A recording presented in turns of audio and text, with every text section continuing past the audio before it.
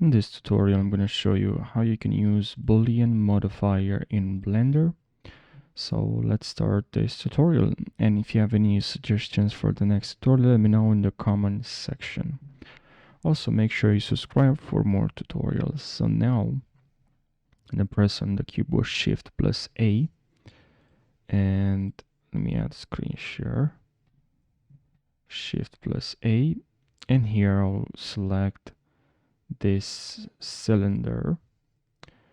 I'm gonna press G to grab, and on the Z axis, then S, and scale this cylinder on the Z axis, and select this cube and scale this cube like this. Now what you can do right now is we're gonna use the Boolean modifier. So click here, modifiers, click on add modifier, and here we have the Boolean modifier.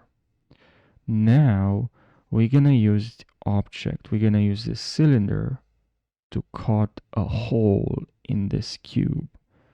So we have to tell this modifier that we're gonna use this cylinder to cut in this cube.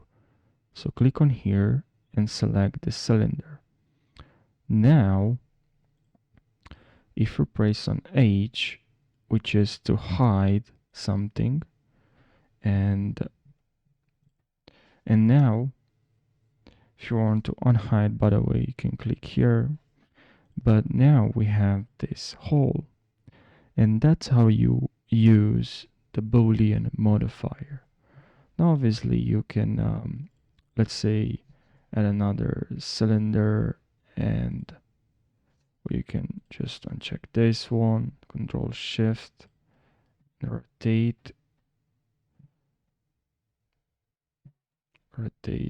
this cylinder, hold Shift if you want to rotate slowly, or you can also rotate on the Y axis, or on this X axis, and press 90 degrees, G, and let's move this, G, and to grab and move here.